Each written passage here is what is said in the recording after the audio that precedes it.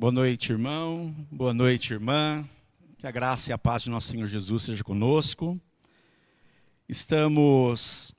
Retomamos, a exposição, a primeira carta aos Coríntios, e nas duas últimas mensagens, a primeira retomada por mim há 3 semanas, fizemos uma recapitulação dos capítulos 1 a 4, depois tivemos aqui a visita honrosa do pastor Álvaro Pavan, e na semana passada o pastor Maurício fez a recapitulação dos capítulos 5 a 7, isto porque nós já havíamos iniciado essa exposição de primeira carta aos Coríntios, até mesmo antes da pandemia. Veio a pandemia, deu um outro curso na igreja, na nossa história, nas nossas vidas.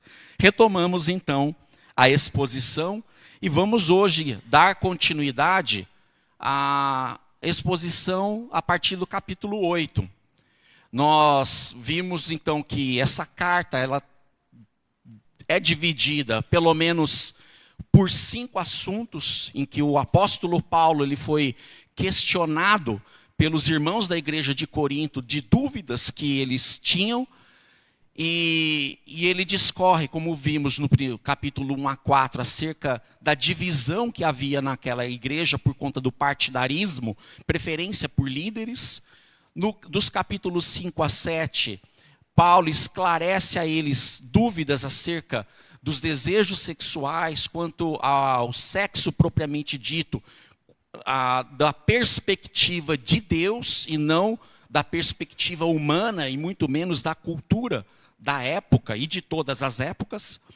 E o terceiro bloco que vamos estar retomando e iniciando hoje, falando sobre as outras dúvidas que os nossos irmãos de Corinto tiveram no passado, mas que tem muita correlação com dúvidas que muitos cristãos, cristãs, pessoas têm acerca de fé, de religião, acerca até mesmo de hábitos, condutas para a vida, naquilo que afetam ou não a nossa consciência, a nossa moralidade. E Paulo ele se dedica, nesses 3 capítulos, do 8 a 10, a esclarecer-lhes algumas dúvidas sobre alimentação, que tipo de alimentação e como, nesse aspecto, agradar ou não ao Senhor. Era essa a preocupação, era esta dúvida que eles detinham. Vamos então à palavra do Senhor, capítulo 8 de 1 Coríntios, vai estar aqui projetado para nós. Vamos ler a princípio os versos 1 a 3. Então, diz o texto: com respeito aos alimentos sacrificados aos ídolos, sabemos que todos temos conhecimento.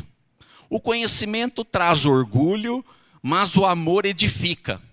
Quem pensa conhecer alguma coisa, ainda não conhece como deveria. Mas quem ama Deus, este é conhecido por Deus. Pai, mais uma vez oramos, e em oração nos colocamos diante do Senhor, para que o Senhor fale as nossas vidas nesta noite. Fale, Senhor, comigo, e ao mesmo tempo, segundo o teu querer, a tua boa vontade, usa a minha vida para comunicar, expor a tua palavra, pois a tua palavra é que tem proeminência. Pai, que o teu Espírito convença os nossos corações, e havendo decisões a ser tomada, que possamos fazer isso com uma consciência que te agrade, uma consciência que te enalteça, uma consciência que te honre a todo momento em nossas vidas. Fica conosco, Senhor, nesta noite, que o teu Espírito lance luz aos nossos corações, aos nossos entendimentos, às nossas vidas. Assim clamamos, ó Deus, Em nome de Jesus, amém. Bem, os irmãos de Corinto, dentre outras dúvidas, uma ficou aqui apresentada para o apóstolo Paulo sobre alimentação. Se a alimentação que eu tenha no dia a dia, ela honra ao Senhor, mas Marcos, por que dúvidas sobre alimentação? Na igreja de Corinto, na cidade de Corinto, havia diversos templos em que se ofereciam sacrifícios de animais, de uma forma a cultuar, prestar culto. E não somente correlacionada pela cultura grega, até mesmo, já vimos, fazia parte do mandamento mosaico na cultura judaica, em que se oferecesse sacrifício, tanto para adoração, como para a cobertura de pecado. Então, da perspectiva judaica, era um apontamento para o verdadeiro sacrifício que haveria de acontecer, o sacrifício de Cristo. O sacrifício de Cristo Jesus. Por quê? Por conta de sermos pecadores, Paulo fala em Romanos que o salário do pecado é a morte, merecemos morrer. Mas Deus providenciou uma morte que fosse substitutiva. E um sangue, não de um culpado, mas um sangue inocente haveria de ser derramado para cobrir o pecado do pecador.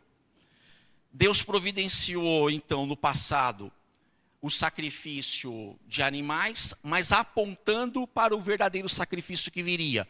E um sacrifício volitivo, voluntário, espontâneo daquela pessoa, Cristo Jesus, o nosso mestre, que daria a sua vida.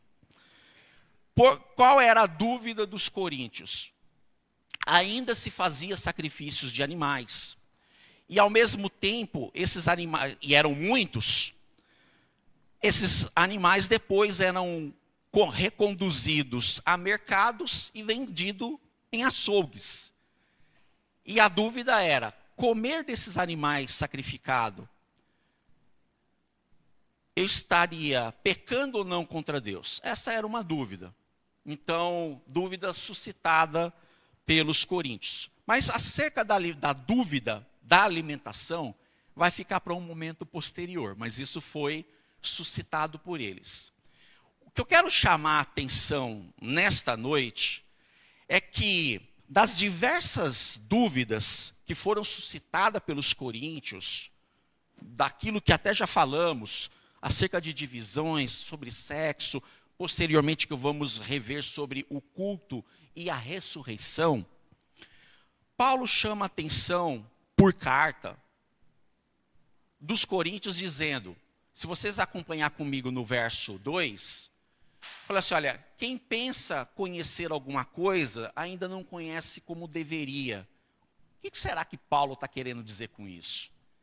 Dizendo o seguinte, olha, essa igreja, vocês, já deviam ter um certo conhecimento e necessariamente uma certa maturidade, que tais questões nem fosse necessária ser suscitada. Mas já que suscitaram, vamos discorrer. E eu quero chamar-lhes a atenção acerca do que é necessário, que tipo de consciência que devemos ter. E para isso, e até para facilitar o nosso entendimento nessa noite, Paulo fala muito sobre conhecimento, sobre consciência, sobre saber, e precisamos já logo de cara, no decorrer dessa exposição, já definir o que viria a ser cada um desses termos, consciência, conhecimento e saber. Consciência, irmãos e irmãs, consiste na faculdade mental que nos permite a um indivíduo reconhecer e avaliar moralmente suas próprias ações, pensamentos e intenções. Consciência consiste na nossa capacidade cognitiva de fazer distinções, discernimento. Em que aspecto, Marcos? Necessariamente em aspectos morais da nossa vida. A nossa consciência consiste num senso interno de discernimento entre certo e errado, guiado por valores éticos e morais. Como que a consciência opera em nossas vidas? Mesmo antes de ter uma legislação, seja ela da perspectiva de Moisés, mosaica, a consciência opera em nós quando ferimos algo que seja moral, exemplo, para qualquer contexto, qualquer cultura, em qualquer lugar do mundo, em qualquer tempo, tirar a vida de outro é errado. Matar é errado. E independente de uma pessoa ter uma legislação, um código penal ou processual penal, em qualquer que seja o país, a consciência opera na vida da pessoa fazendo essa distinção. Olha, isso não está certo. Tem algo errado.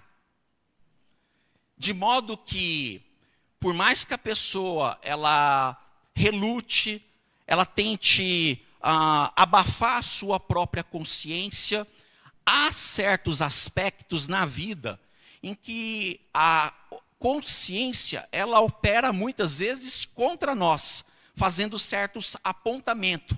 E não precisamos expressar a palavra para ninguém, para qualquer pessoa, no nosso íntimo, olhando para o espelho.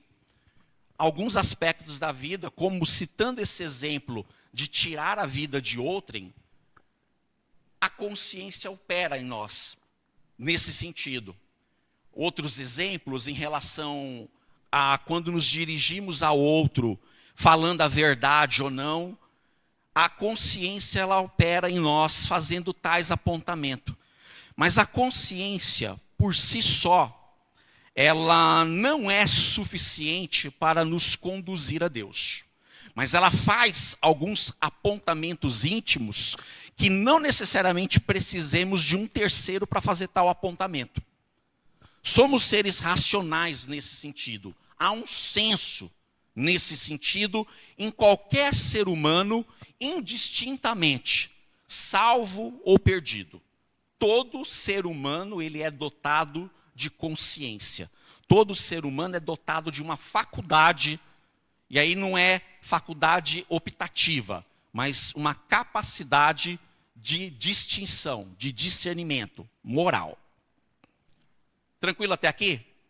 Ou não? Avancemos.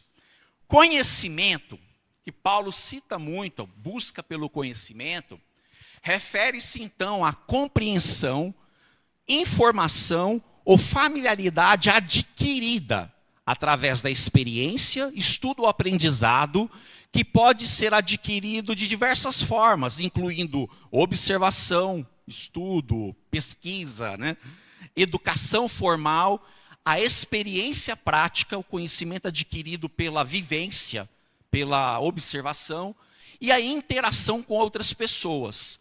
Então, o conhecimento trata-se da informação que nós adquirimos na vida. Somos seres conscientes, cônscios, com faculdade, e ao mesmo tempo adquirimos no decorrer da vida conhecimento. Resta uma palavra, o saber, a sabedoria. E aqui é interessante pensar. O saber, ou seja, a sabedoria na Bíblia, vai além do simples conhecimento, aquilo que a gente acumula através do estudo ou da experiência. Envolve uma compreensão espiritual e uma aplicação prática dos princípios divinos na vida cotidiana. Um sábio, aos olhos do Senhor, é aquele que não somente ouve, como disse Jesus, mas aquele que pratica as suas palavras. A sabedoria da perspectiva bíblica e divina consiste em aquilo em que eu aprendo de Deus, eu coloco em prática. Então, uma pessoa, independente do seu grau de instrução, intelecto, os estudos que já desenvolveu e adquiriu na vida, mas daquilo que ela aprendeu como sendo palavra de Deus e de antemão, ou desde já, decide aplicar na vida, esta é uma pessoa sábia. A pessoa pode não ter um grau de instrução, de educação a nível de terceira série, quarta série, o que chamaríamos de ensino fundamental incompleto.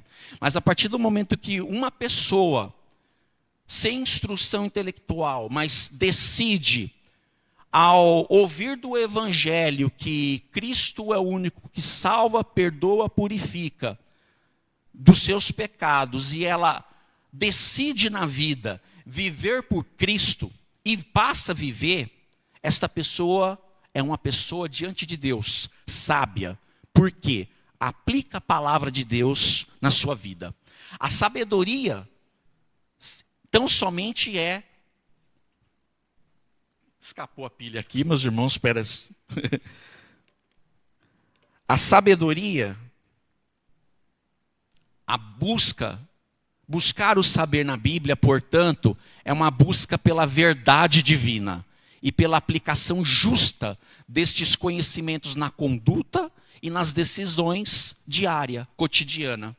Então, meu querido e minha querida, se queremos diante de Deus sermos vistos como pessoas sábias, pratique a palavra de Deus. Pratique a palavra de Deus na vida e será sábio. E não estamos com isso fazendo uma apologia a um comodismo para não buscar conhecimento intelectual. Temos sim que dedicar todo o nosso viver, o melhor das nossas vidas para o Senhor. Então, se tudo aquilo que buscarmos na vida, aprender, buscar progredir em estudos, em cursos, em profissionalismo, fazer tudo, absolutamente tudo para a glória do Senhor. Esse é o nosso alvo, isso é que Deus espera da nossa vida. Assim, retomando o verso 2, quem pensa conhecer alguma coisa, ainda não conhece como deveria. Retomando a ideia do que Paulo fala aos Coríntios. Se não conhece como deveria, quais falhas aconteceriam então na consciência deste que ainda não conhece como deveria?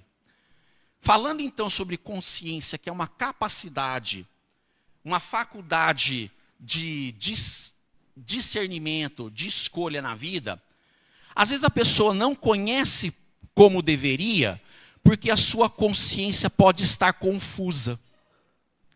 E o que confundiria, então, a consciência de alguém? Por que uma pessoa estaria com uma consciência confusa na vida? E pensando, por que uma pessoa estaria confusa até em relação às perguntas suscitadas pelo apóstolo Paulo? Dúvidas poderia ocasionar certa confusão. A falta de conhecimento, o conhecimento informativo pode causar confusão. E, dentre outros aspectos, para não ficar preso numa situação de confusão na consciência, o nosso alvo para a nossa vida, Paulo vai falar não em Coríntios, mas lá em Efésio, que o propósito é que não sejamos mais como crianças, levados de um lado para outro pelas ondas, nem jogado de cá para lá por todo o vento de doutrina e pela astúcia e esperteza de homens que induzem a erro. Há certo aspecto de confusão que Paulo já retoma a ideia lá do passado, tratando acerca de imaturidade. Algumas situações de consciência confusa consiste na falta de um amadurecimento no qual esse desenvolvimento no conhecer e no saber é necessário para a vida. Em 2005, foi o ano que eu e Fernanda chegamos aqui nesta igreja. Passamos a morar aqui no bairro, no Jordanópolis. Na época, eu já trabalhava na escola Jandira aqui embaixo como inspetor de alunos, mas ao mudar em 2005, passamos a ser caseiros da escola. E na minha história de vida com Deus, houve muitos momentos em que eu não tinha total esclarecimento bíblico, algumas dúvidas eu tinha. Eu tinha uma certa confusão, por exemplo, em relação a dons espirituais, em que achava, e até mesmo dentro dessa carta aos Coríntios, que todos os dons ali enumerados no capítulo 12, nós vamos expor isso mais para frente, se fazia presente para esta época. Eu tinha, a princípio, uma convicção de forma em que eu fui ensinado, mas à medida que eu mesmo ia lendo a Bíblia ano após ano e retomando esse texto, eu passei a ter uma certa dúvida. E aí minha mente um tanto confusa. Será que realmente todos os dons estão presentes? Porque diante de hoje, as igrejas evangélicas no Brasil e no mundo, por que tanta gente pensa diferente? Por que tanta gente tem uma maneira de entender o texto bíblico? Por que toda essa divisão? É a ideia lá do passado. E eu fui obter esclarecimento quando, entrando mais a fundo no texto, entendendo a maneira como foi redigida no passado, explicada para os primeiros autores e chegando para nós. Que no primeiro século, como eu citei o termo dos dons, no primeiro século ele teve a sua finalidade e teve a sua finalidade atingida. Porque atingiu a sua finalidade, alguns dons, eles cessaram de uma forma latente para a igreja, porque o cânon bíblico estava sendo consolidado. E no decorrer da vida, e até hoje, à medida que estudo e aprendo, mais esclarecimento vamos obtendo. Então a gente sai de um estado de confusão, sanando dúvidas, quando nos apropriamos da palavra do Senhor, e isso faz com que, como lemos aqui no texto, o propósito é atingir a maturidade. E citando também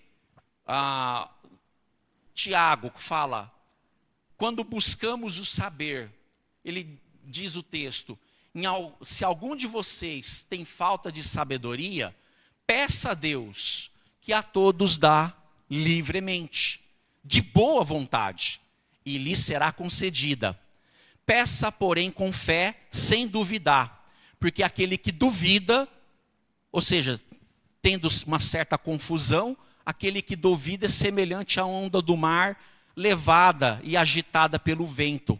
Não tem constância, não tem firmeza. Paulo fala isso lá em Efésios, e o Tiago fala aqui também, que quando buscamos sabedoria no Senhor, Ele dá livremente. O segredo está em buscar em Deus o seu conhecimento, a sua sabedoria prática. O texto inicial que lemos, meu filho, busque a sabedoria, mas busque de todo o coração, como se fosse buscar a prata, buscar o ouro. Busque a sabedoria com todo o seu ser. E no fim você vai descobrir que o temor do Senhor é o princípio da sabedoria. Temer a Deus, ter respeito, reverência, sujeição ao Senhor. se resume na verdadeira sabedoria. Esta sabedoria que nós somos incentivados a buscar no Senhor.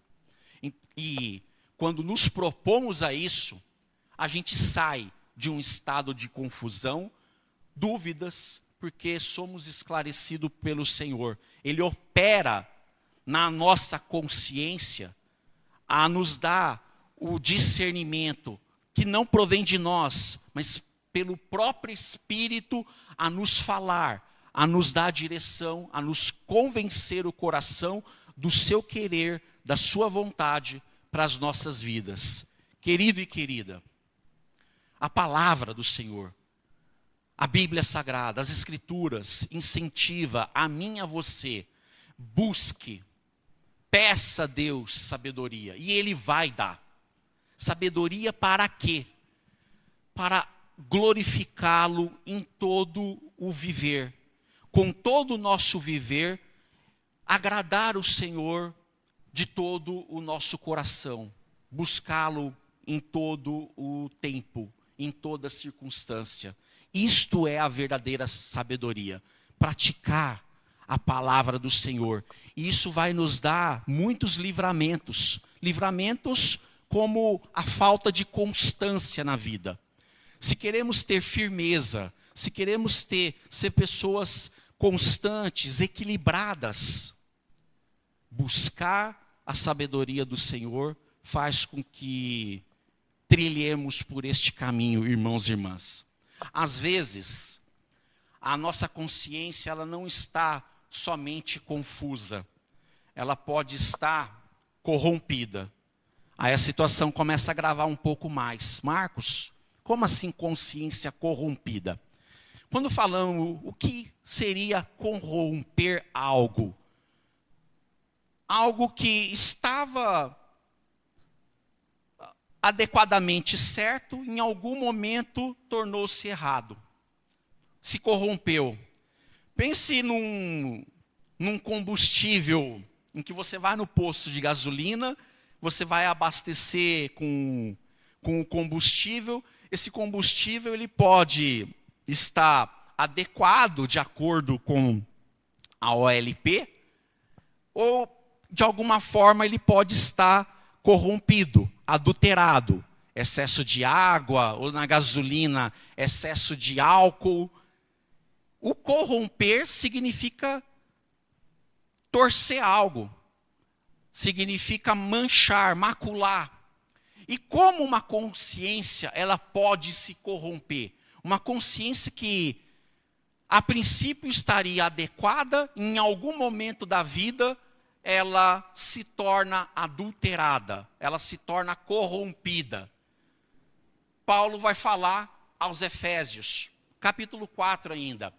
Assim eu lhes digo, e no Senhor insisto, que não vivam mais como os gentios, não vivam mais como não cristãos, não vivam mais como alguém alienado de Deus, que vivem, olha aqui as expressões, na futilidade de seus pensamentos. Eles estão obscurecidos no entendimento e separados da vida de Deus por causa da ignorância em que estão, devido ao endurecimento dos seus corações. Coração na Bíblia, muitas vezes, trata-se do centro da vida humana, o centro dos nossos sentimentos, o centro da nossa razão. E endurecer o coração significa dizer, olha, você pode até me explicar que isso esteja certo, mas eu não quero aceitar isso como verdade. Resistir à consciência que nos aponta do erro, resistir à palavra que vai muitas vezes apontar o erro em que vamos estar nos incorrendo, uma vida de pecado, uma vida,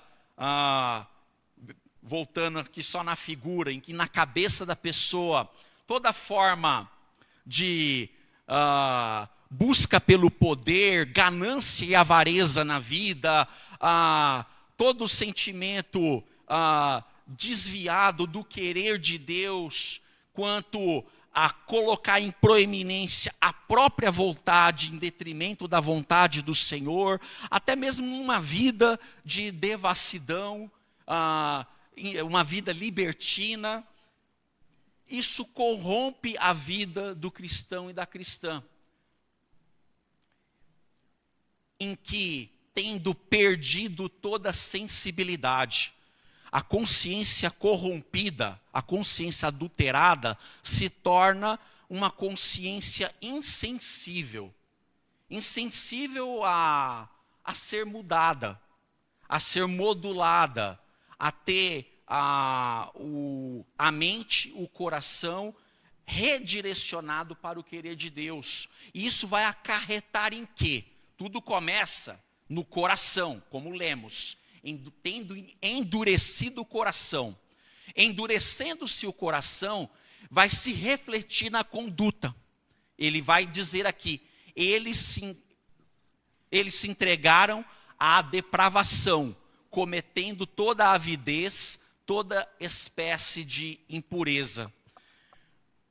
A consciência corrompida, o coração endurecido, e endurecido para o querer de Deus, vai nos levar a uma vida em que vamos pautar pelo nosso querer, o querer do nosso coração.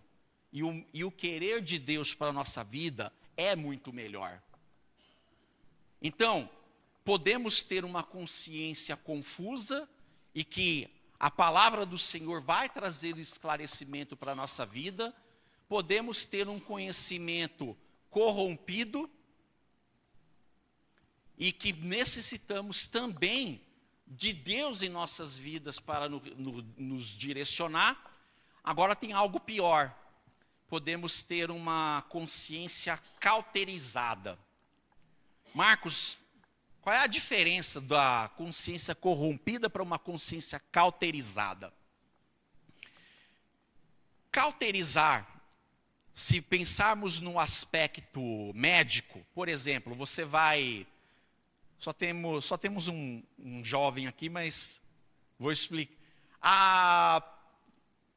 Há 13 anos, a gente tem que sempre buscar na memória, eu passei por uma microcirurgia, uma cirurgia de vasectomia, em que eu fui ao hospital para cortar lá o canal deferente. E, além de cortar dos dois lados o canal deferente, o médico, ele cauterizou as pontas dos canais. Cauterizar significa, literalmente, queimar. Foi lá com... não sei exatamente que instrumento que era, mas vou pensar aqui de uma forma bem grotesca, né? De um ferro quente, né? Não, era ferro quente porque subiu um cheiro de enxofre. Eu estava anestesiado local, mas eu estava consciente, e até porque foi tudo muito rápido, em que eu pude sentir o cheiro lá de carne queimando. Cauterizar é literalmente isso, queimar. E aqui é uma figura que o apóstolo fala de uma consciência queimada. E quando queimamos, geralmente fica cicatriz, um calo, uma marca em que ela se torna também insensível, mas insensível porque cria-se uma crosta, interna ou externa. E o termo bíblico é literalmente este, quando ele fala sobre uma consciência cauterizada, do grego lá embaixo. Vamos ler o texto aqui. Paulo vai falar para Timóteo, seu filho na fé. O Espírito diz claramente que nos últimos tempos, alguns abandonarão a fé e seguirão a espíritos enganadores e a doutrinas de demônios. Tais ensinamentos vêm de homens hipócritas e mentirosos que têm a consciência cauterizada. E aqui o cauterizar é literalmente queimado. No grego lá, caustes, que vem da nossa palavra cáustico, causticante. Pensa na soda cáustica, que literalmente queima. A raiz é essa: causticar, queimar. Mente e consciência cauterizada, veja que aqui aplica-se necessariamente daquele que já conhece a verdade e ele, ao conhecer uma verdade, ele age de uma forma oposta. Ele é um hipócrita. Além de ser um hipócrita, ele é um mentiroso, que por meio da hipocrisia e da mentira, ensina e conduz pessoas ao erro. Em que o apóstolo Paulo fala que o ensino proveniente de pessoas de consciência cauterizada, ele chama de ensino de demônio, doutrina de demônio, um ensino que o único propósito é, como Paulo vai falar também para os coríntios, só que na sua carta, fazer com que a glória do evangelho não resplandeça na vida dos descrentes. Um ensino que visa unicamente manter uma pessoa distante do Senhor. Então, uma consciência queimada, uma consciência cauterizada, temos que ter cuidado. E aí, como escapar de tudo isso? Como discernir? Como ter uma consciência que identifique... Não fui eu não, nem estou com o alarme aqui. Como ter uma consciência que de fato... Qual é a consciência que de fato vai agradar o Senhor? Não é uma consciência confusa, como já vimos. Deus não quer que estejamos duvidosos, divididos. Ele quer que busquemos o seu saber, a sua sabedoria. Ele também não quer que tenhamos uma consciência corrompida. O que ele espera de mim e de você? Que vivamos em verdade, a sua verdade. Uma verdade não adulterada. E tenhamos uma consciência pautada por isso. E muito menos que sejamos endurecidos no coração e não jamais chegar a esse ponto de ter uma consciência queimada, cauterizada, a ponto de saber qual é a verdade e sem o menor peso na consciência, manter-se pela mentira. Insensível, indiferente. Deus quer que eu e você tenhamos uma consciência cristã. Uma consciência pautada em Jesus Cristo. Uma consciência pautada na sua palavra. Uma consciência que tenha total preocupação. Deus, qual é o teu querer? Deus, qual é a tua vontade para a minha vida? Independente do grau de instrução técnica e acadêmica que venhamos a ter, Ele quer que busquemos o querer dEle, a sua vontade. E fazendo isso, muitas vezes Deus vai nos conduzir para aprimorar a nossa vida, seja em conhecimento, em usar o conhecimento para a glória dEle, como eu já falei agora há pouco. A consciência cristã vai nos remeter para a nossa vida na palavra. E ao mesmo tempo, retomando o que lemos na carta aos Coríntios, Paulo fala que quem ama Deus, por este é conhecido. Ó, mais uma vez a palavra conhecimento aqui presente. Mas olha só que interessante. Quando eu e você amamos a Deus de todo o nosso coração, Deus sabe quem nós somos na sua presença e nós somos também amados por Ele. O verbo aqui está na forma passiva. Não é eu conhecer a Deus, é eu ser conhecido por Deus. Deus saber que somos seus filhos e suas filhas, porque o amamos. E em que consiste o amor a Deus? Jesus fala no Evangelho de João: aquele que me ama guardará os meus mandamentos, e eu o amarei, e eu virei para ele outra vez, e farei nele morada. João 5 fala acerca deste amor. Amar a Deus não é somente reconhecer que ter a fé em que saber que Ele existe. Não. É saber que nós temos uma relação de pai e filho com Ele. É saber que Ele providenciou para mim e para a sua vida algo tão maravilhoso. Porque Jesus também fala lá no Evangelho de João: não fostes vós que me amaste primeiro, eu os amei primeiro. O nosso amor para com Deus ainda assim é uma contrapartida do amor de Deus para conosco. Mas esse amor, ele é evidenciado, verificado, visível, quando demonstramos obediência para com Ele. Reverência. Como lemos lá no início em Provérbios, temor. O temor de Deus, capítulo seguinte, capítulo 3, verso 5 fala: porque o temor do Senhor é o princípio da sabedoria. A base central do saber de Deus é o seu temor. E isso é verificável num amor de entrega, um amor prático. Paulo está desenvolvendo, iniciando esse capítulo 8, conscientizando primeiramente lá os nossos irmãos de Corinto: olha, vocês já deviam saber muita coisa, mas deixa eu martelar em algo mais. Talvez uma demonstração um pouquinho maior de amor para com Deus vai dar muito esclarecimento do qual vocês precisam ter. Porque o alvo para a vida de vocês é a maturidade, um crescimento, para que não sejais meninos e meninas. É mais uma figura para a imaturidade no saber e no conhecer de Deus, no viver para com Deus. Ele retomando a ideia: qual é o nosso alvo? O que devemos alcançar?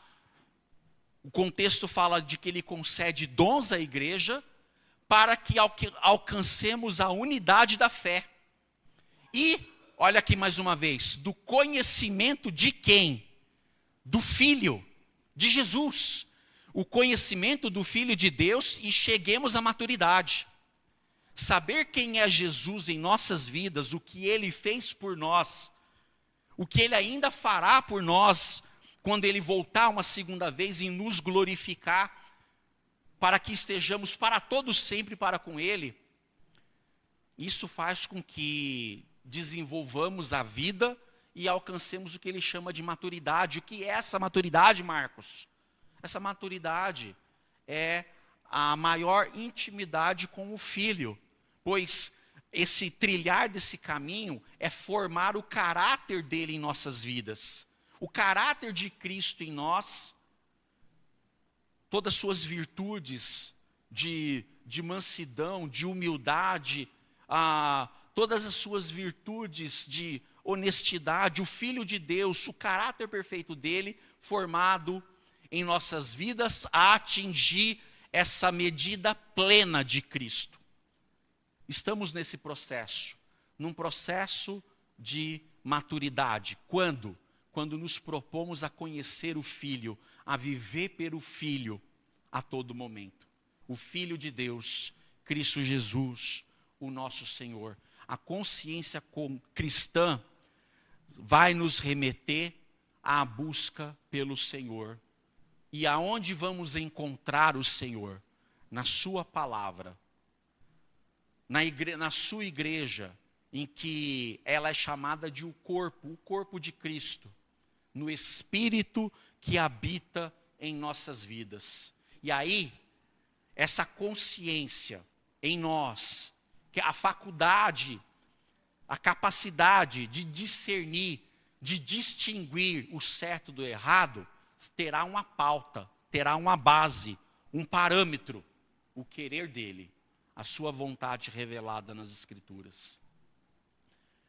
Indo por esse caminho, a busca de uma consciência bíblica e cristã, pensar biblicamente, faz com que eu e você progridamos nessa maturidade que Deus tanto almeja para as nossas vidas.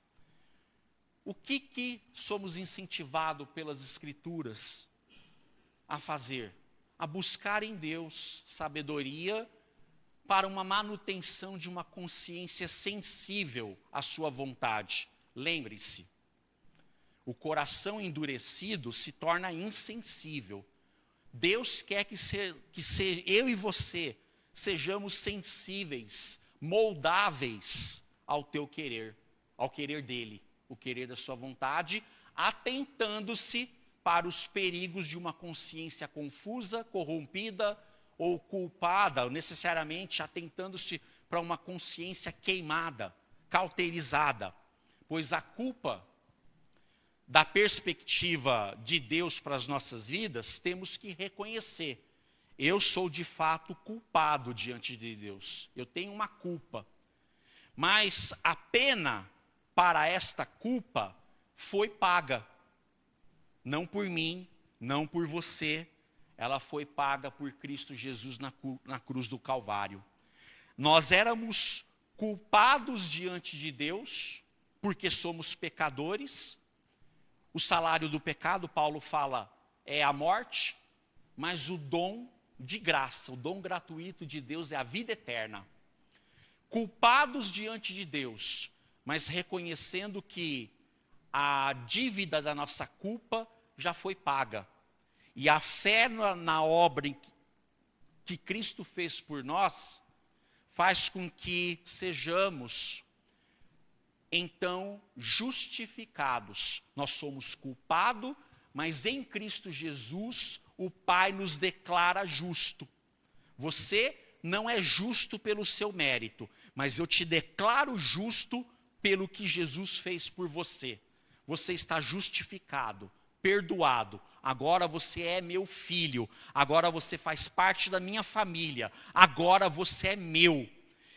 Você sendo meu, a sua consciência também é minha. Viva para mim. Esse é o apelo de Deus. É o que temos que buscar no Senhor. Bem como, ao mesmo tempo, buscar a Deus pela sua palavra, buscar uma vida alinhada com os princípios dele. E, se o caso, pela reconciliação. Porque há momentos que podemos nos confundir a ponto de afastar do Senhor, pior, nos corromper, mas há esperança. Ainda há esperança. Enquanto estivermos vivos, há esperança. Esperança de reconciliação. Pois Ele nos delegou esse ministério. E o que é reconciliar? Retomar a comunhão com o Pai, retomar o relacionamento com o Pai, retomar uma consciência sadia para com o Pai, pois são fundamentais para uma consciência cristã clara e em paz. Quando buscamos a Deus pela sua palavra, pensar biblicamente, quando buscamos a Deus segundo o seu querer, a sua vontade perfeita, agradável, Ele nos dá uma paz no coração, em que essa serenidade, essa tranquilidade, ela nos convence na consciência de que está tudo certo para com Deus, mas não pelo nosso mérito. Está tudo certo porque Cristo resolveu tudo. E a nossa vida não é mais nossa, ela é do Senhor. Eu finalizo com mais um texto aqui. A advertência de Paulo: tenham entre vocês o mesmo modo de pensar que houve em Cristo Jesus. Olha para onde ele nos direciona. Pense como Jesus pensou. Tenham nos seus corações, em suas vidas, o mesmo modo de pensar em Cristo Jesus. Não há outro caminho.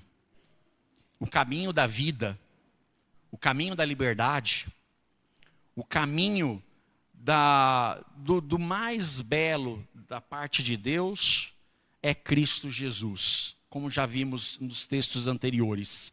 O conhecimento do Filho de Deus, mas um conhecimento não só teórico. um conhecimento na verdadeira sabedoria, um conhecimento prático, um conhecimento vivido a todo momento nesta vida.